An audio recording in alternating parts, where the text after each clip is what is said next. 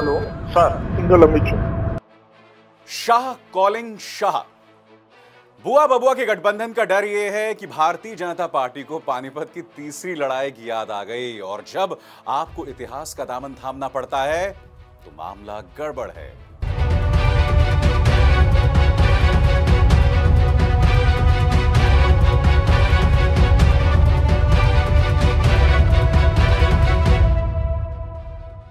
आप देख रहे हैं न्यूज चक्र, मैं अभिसार शर्मा और न्यूज चक्र में आज क्या है खास। बुआ बबुआ के गठबंधन से बौखलाई गोदी मीडिया। अमित शाह को याद आई पानीपत की तीसरी लड़ाई और आतताई हमलावर अहमद शाह अब्दाली की। डराना, धमकाना और भड़काना, जब ये तीन औजार बन जाएं किसी सियासी पार्टी के तो जाहिर सी बात है कि सोच में कुछ गड़बड़ है। और जब मीडिया का इस्तेमाल किया जाए डराने, धमकाने और भड़काने के लिए तो यानी कि एक बहुत जबरदस्त कॉन्स्पिरेसी रची जा रही है। दोस्तों, हो क्या रहा है? हो यह रहा है कि जब से मायावती और अखिलेश साथ आए हैं, मीडिया के अंदर जिस तरह का प्रपंच चल रहा है उस पर गौर कीजिए। मीडिया कह रहा है कि मोदी के डर से बुआ और बबुआ साथ आ गए। एक तरफ मोदी, दूसरी तरफ तमाम लोग, यानी कि मोदी वर्सेस रेस्ट। न्यूज चक्र में हम अपनी जिम्मेदारी को समझते हुए आज इसका पर्दाफाश करने जा रहे हैं। हम आपको बताने जा रहे हैं कि ये मोदी वर्सेस रेस्ट नहीं है, यानी कि मोदी एक तरफ और दूसरी तरफ तमाम लोग। ये मुकाबला है गठबंधन बनाम गठबंधन। एक एक राज्य का हाल मैं आपके सामने लाने वाला हूं और इस थ्योरी का पर्दाफाश हम करने वाले हैं। शुरुआत हम करते हैं बिहार से। बिहार में मुकाबला क्या है दोस्तों? एक तरफ है बीजेपी, नीतीश और रामविलास पासवान, तो दूसरी तरफ कौन है? नौसिखिए तेजस्वी यादव, कांग्रेस, जितिन राम मांझी और उपेंद्र कुशवाहा। तो बताइए मित्रों, यहां पे कहां से हुआ मोदी वर्सेस रेस्ट? यहां तो गठबंधन बनाम गठबंधन है ना। चलिए, बिहार के बाद अब रुक करते हैं हम पंजाब की। पंजाब में कितनी सीटें हैं? पंजाब में कुल 13 सीटें हैं। एक तरफ कांग्रेस है, एक तरफ अकाली दल और बीजेपी है और तीसरी तरफ आम आदमी पार्टी। यहां पर तो कांग्रेस अकेली पड़ गई है, तो कैसे हुआ ये मोदी वर्सेस द रेस्ट? अब हम रुक करते हैं उत्तर प्रदेश की कुल 80 सीटें। एक तरफ मोदी और दो छोटे छोटे दल, एक तरफ है समाजवादी पार्टी, बसपा और आरएलडी, और तीसरी तरफ है कांग्रेस जो तमाम 80 सीट्स लड़ने वाली है। यहां पर भी कांग्रेस अकेली पड़ गई, तो कैसे हुआ ये मोदी वर्सेस द रेस्ट? अब हम रुक करते हैं पश्चिम बंगाल की। 42 सीटें हैं दोस्तों यहां पर। एक तरफ ममता बनर्जी हैं, एक तरफ कांग्रेस है, एक तरफ लेफ्ट है और चौथा कोण है बीजेपी का। तो ये कैसे हो गया मोदी वर्सेस द रेस्ट? यहां तो 4 मोर्चे दिखाई दे रहे हैं। अब हम रुक करते हैं महाराष्ट्र का दोस्तों। महाराष्ट्र में कुल 48 सीटें। एक तरफ कांग्रेस और एनसीपी और दूसरी तरफ शिवसेना और बीजेपी। मैं जानता हूं कि शिवसेना और बीजेपी में तनाव चल रहा है, मगर अभी भी महाराष्ट्र विधानसभा में दोनों पार्टियां साथ हैं, लिहाजा यहां पर भी मोदी वर्सेस द रेस्ट नहीं है। अब हम रुक करना चाहेंगे इन राज्यों का। आपके सामने है मध्य प्रदेश की 29 सीटें, राजस्थान की 25 सीटें, गुजरात की 26 सीटें, राजस्थान की 25 सीटें। इन तमाम राज्यों में it is BJP versus Congress, यानी कि बाइपोलर कॉन्टेस्ट है। यहां पर भी मोदी वर्सेस रेस्ट नहीं है। अब हम रुक करते हैं केरल का दोस्तों। केरल में कुल 20 सीटें हैं। यहां पर मुकाबला 3 गठबंधनों में है। एक तरफ लेफ्ट का गठबंधन, दूसरी तरफ कांग्रेस का गठबंधन और तीसरी तरफ बीजेपी। ऐसे में कहां हुआ बीजेपी वर्सेस द रेस्ट? तो मैंने आपको एक छोटी सी झलक दी, मीडिया के उस झूठ को एक्सपोज किया कि ये मोदी बनाम अन्य है। ऐसा कुछ नहीं है दोस्तों। और जानते हैं दोस्तों, सबसे दुखद बात क्या है?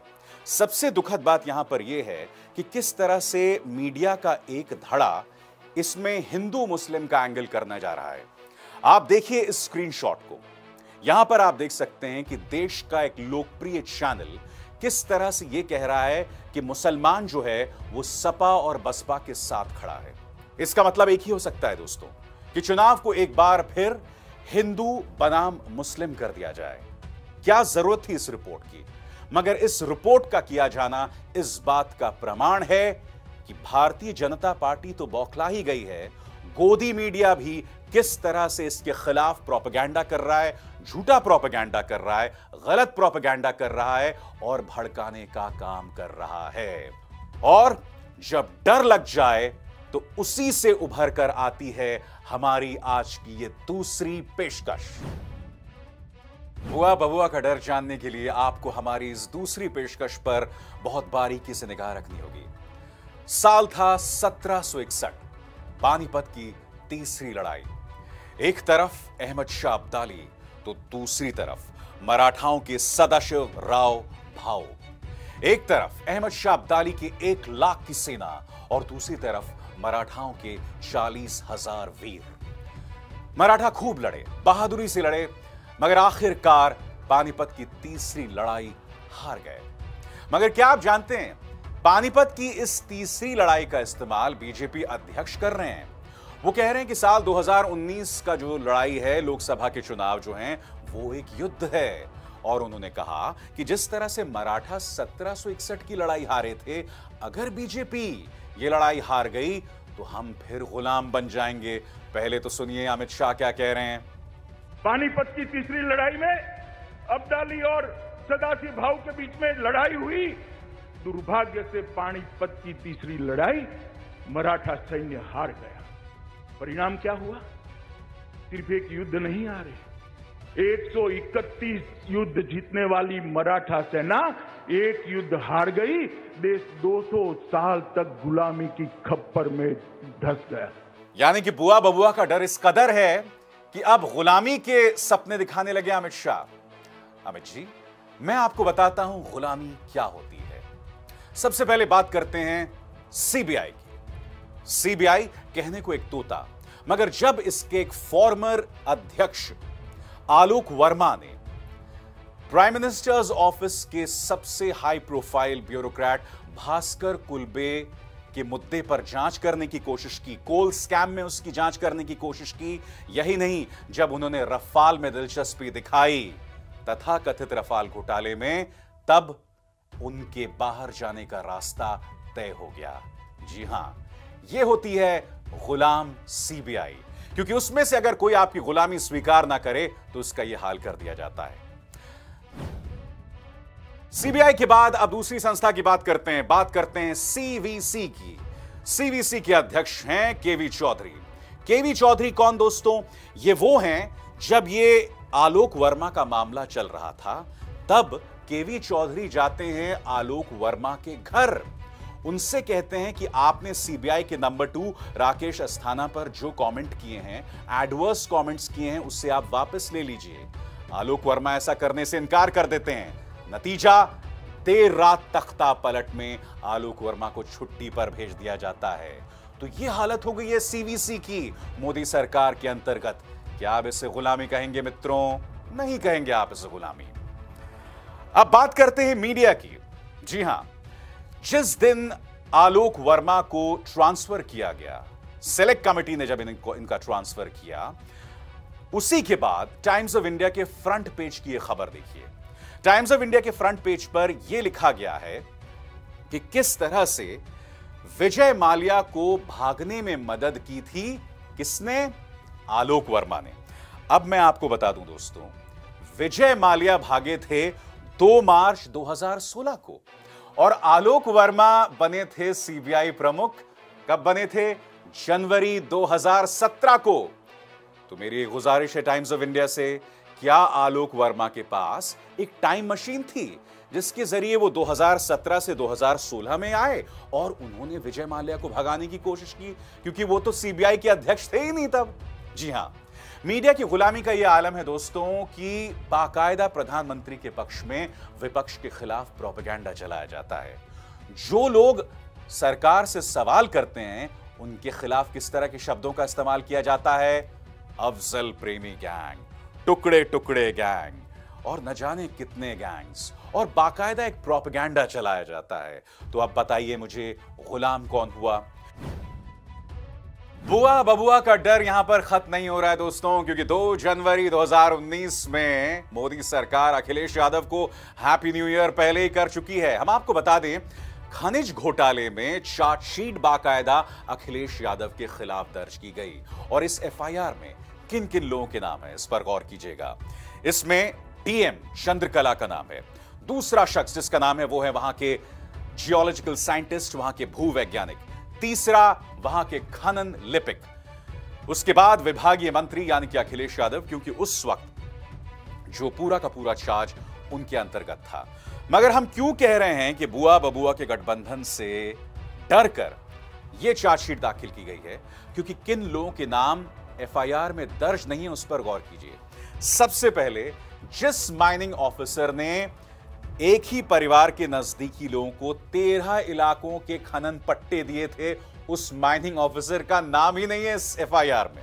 इसके अलावा जिस विशेष सचिव, प्रमुख सचिव ने मामले को आगे बढ़ाया था, उसका नाम भी नहीं है।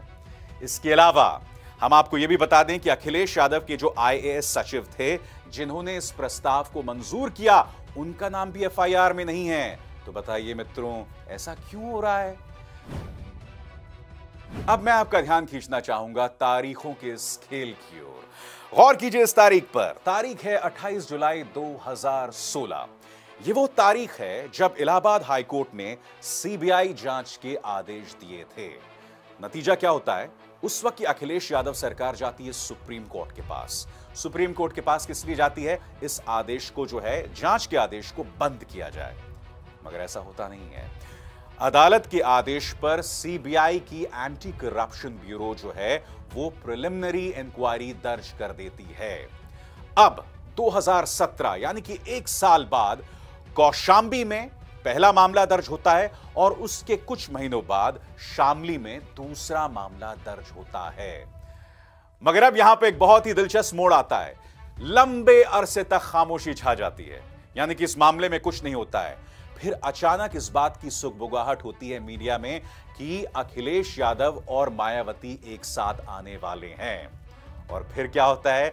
जैसी ये बात तय हो जाती है कि फलाना तारीख को अखिलेश और मायावती साथ बैठ के प्रेस कॉन्फ्रेंस करने वाले हैं, साथ बैठ के गठबंधन का ऐलान करने वाले हैं, तब 2 जनवरी 2019 को अखिलेश यादव के खिलाफ इस मामले में चार्जशीट दाखिल कर दी जाती है। तो अब आप मुझे बताइए, ये गठबंधन का डर नहीं है तो आखिर क्या है? देखिए, जो मुद्दा आज हम न्यूज चक्र में उठाने की कोशिश कर रहे थे वो सिर्फ ये, सियासत में गठबंधन होते हैं और गठबंधन इसलिए होते हैं क्योंकि सब अपने राजनीतिक महत्वाकांक्षाओं पर गौर करते हैं। मगर यह मत कहिए कि मोदी के डर से सब लोग गठबंधन कर रहे हैं, क्योंकि जैसे कि हमने साबित कर दिया अपनी इस पेशकश में, यह मोदी वर्सेस द रेस्ट नहीं है। और जब इतिहास का सहारा लेना पड़े, इतिहास में जो अत्याचारी हैं उनका सहारा लेना पड़े देश के ताकतवर लोगों को, तब आप समझ सकते हैं कि डर किसके अंदर है। तो हमेशा याद रखिए दोस्तों, जब कोई सियासी दल डराने, धमकाने और भड़काने जैसे हथियारों का इस्तेमाल करने लगे ना, तो समझ जाओ कि उसकी गाड़ी पटरी से उतर चुकी है। सियासत में आपको पूरा अख्तियार है कि आप किसी भी तरह के औजारों का इस्तेमाल करें, मगर समाज के अंदर अराजकता ना फैलाएं। यही संदेश हम न्यूज चक्र में अपने दर्शकों को भी दे रहे हैं। तो न्यूज चक्र में बस इतना ही। और हर बार जो हमारा वादा रहता है आपसे कि सत्ता के पीछे जो लोग कठपुतलियों की तरह जनता को अपनी उंगलियों पर नचाते हैं, मीडिया को अपनी उंगलियों पर नचाते हैं, हम उनके खेल का पर्दाफाश करते हैं। और आपसे मैं एक गुजारिश करना चाहूंगा कि आप हमारी इस पेशकश को लाइक और शेयर करें और न्यूज क्लिक के इस चैनल को सब्सक्राइब करें। अभिसार शर्मा को दीजिए इजाजत। नमस्कार।